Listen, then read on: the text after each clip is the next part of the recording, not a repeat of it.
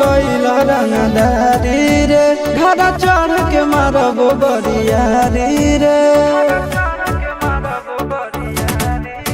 छूटा जी तो कैला रंगदारी रे घर चढ़ के मारबो बरियारी रे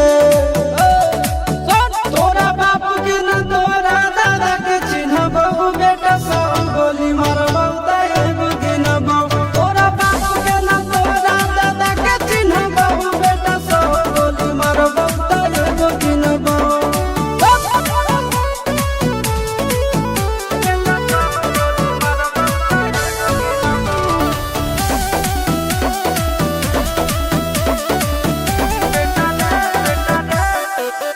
बेटा रे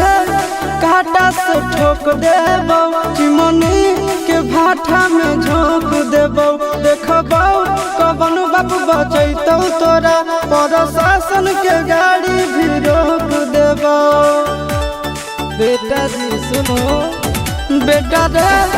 काटा से ठोक देबो चिमनी के भाठा में झोंक देबो देखबो कवन बाप बचैतौ तोरा प्रशासन के गाड़ी भी रोक देबो तोरा जैसन के हम खड़े खड़े गिनबो बेटा सब गोली मारबो एगो गिनबो तोरा बाप के न तोरा दादा के चिन्हबो बेटा सब गोली मारबो एगो गिनबो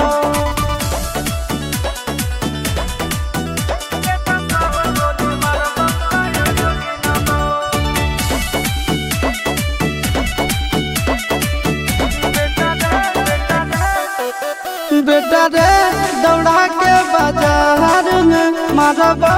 गोली तोर कपार में रंगदारी जे करभी बिहार में गड़ देबो गंगा जी किनार में इतना मार पड़तो न बेटा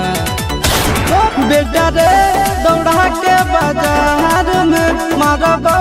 गोली तोर कपार में रंगदारी जे करभी बिहार में गड़ देबो गंगा जी किनार में कहो चिंटू आशीष के कारण सुनबो बेटा सब गोली मारबो एगो गिनबो तोरा बाप के न तोरा दादा के चिन्हबो बेटा सब गोली मारबो एगो गिनबो